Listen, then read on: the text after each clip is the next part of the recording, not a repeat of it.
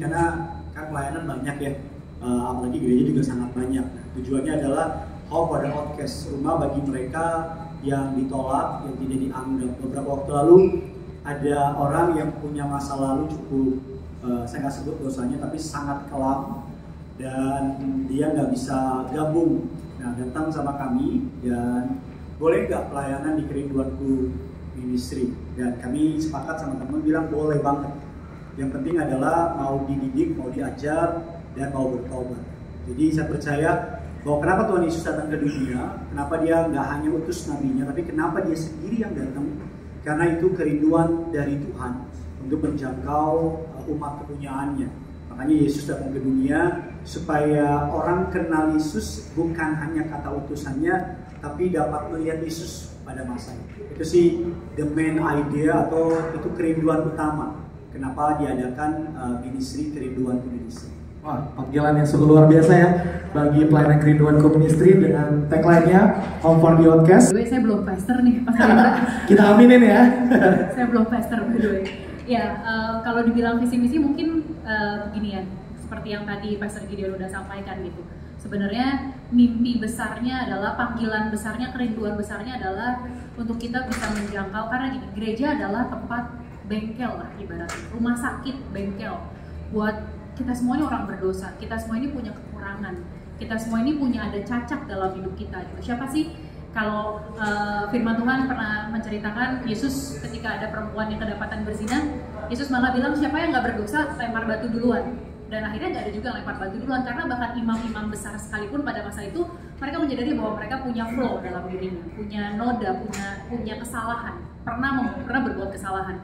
Maka gereja adalah tempat buat orang-orang yang membutuhkan kasih Tuhan sebenarnya. Karena yang sempurna hanya kasih Tuhan, dan gereja adalah tempat orang-orang yang membutuhkan kasih Tuhan. Gereja itu bukan tempat orang-orang yang sempurna, yang udah perfectly there, yang gak bikin dosa, yang ibaratnya mungkin dianggap orang udah kayak malaikat. No, kita ini sama orang-orang yang masih dan akan terus membutuhkan belas kasihan dan kasih karunia Tuhan sampai akhir hidup kita.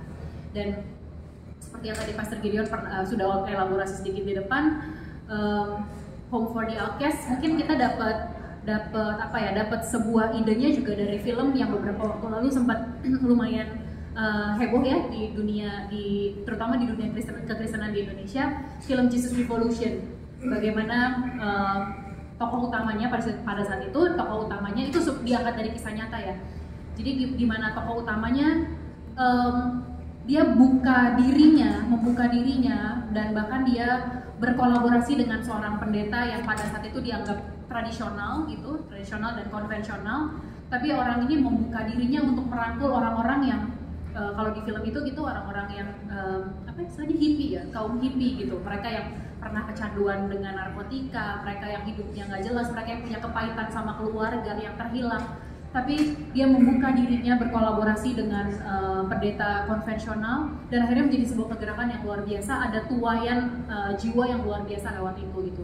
Dan ini kita juga bukan berarti ini adalah ini berarti gerejanya anak muda, enggak. Tapi seperti yang tadi saya bilang di awal gitu, kita semua butuh belas kasihan Tuhan. Gak peduli apa gender kita, gak peduli kita dari range usia berapa, gak peduli status ekonomi sosial kita, tapi kita semua butuh kasih karunia Tuhan.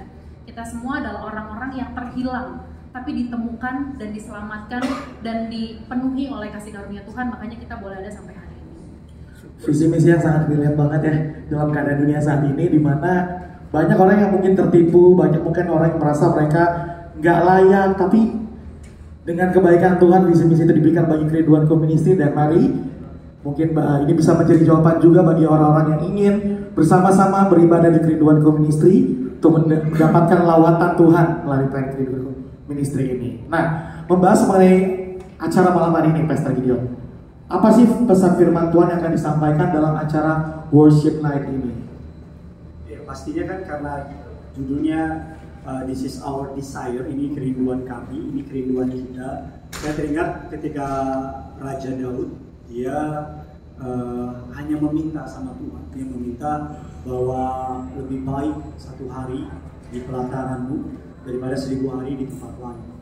Daud adalah orang yang pernah di tempat-tempat top di dunia, tempat-tempat enak, nyaman. Kalau yang ngomong itu nggak pernah jadi raja, mungkin dia nggak punya perbandingan, nggak punya pengalaman. Can you imagine Daud mengalami begitu banyak tempat terbaik as a king, tapi dia bilang dari semua tempat terbaik dia minta sama Tuhan lebih baik 1 hari di pelataran dia daripada 1000 hari di tempat lain. Jadi even bagi Daud pelataran itu jauh lebih baik dari istananya sendiri. Jadi that's why kita rindu malam ini di worship night. Kita nggak nyebutnya KKR, kita nggak nyebutnya ibadah, kita nyebutnya malam penyembahan. Kita nyebutnya agar malam ini semua yang rindu. Tadi banyak orang yang nanya, saya bukan orang Kristen, boleh datang nggak? Boleh banget. Saya bahkan ada yang bilang, saya berapa waktu lalu baru pindah agama dari Kristen ke agama seberang, masih boleh datang nggak? Saya bilang boleh banget, karena acara ini diadakan supaya siapapun yang hadir bisa angkat tangannya, melompat, bersorak, memuliakan Tuhan yang begitu mengasihi setiap kita. That's the main idea acara hari ini. Oke, dan mungkin untuk Anda, apa yang menjadi susunan acara dari Worship Night malam ini? Oke, kita di malam hari ini kita worship timnya bukan dari Kerinduanku, jadi bukan worship timnya kita kolaborasi antara Kerinduanku Ministry dengan kita mengundang Bekasi Gospel Project. Kenapa Bekasi Gospel Project? Karena kita ngadain acaranya di Bekasi. Jadi kita pikir sosok yang tepat mungkin dalam tanda kutip sebagai brand ambassador worship di kota Bekasi adalah Bekasi Gospel Project gitu. Jadi kita mengundang Bekasi Gospel Project sebagai worship team, sebagai tim pujian penyembahan. Kemudian nanti kita juga akan ada mendengar kesaksian dari mungkin teman-teman media familiar ya dengan Randy Tiarnet dan Lady Nayawan, bagaimana pertobatan mereka, bagaimana Tuhan menyelamatkan mereka dari maut. Kita akan dengar kesaksian dari Randy dan Lady. Kemudian nanti juga kita akan bersama-sama melakukan sakramen perjamuan kudus, dan nanti di akhir kita tutup lagi dengan praise party. Kita kasih tepuk tangan dulu dong.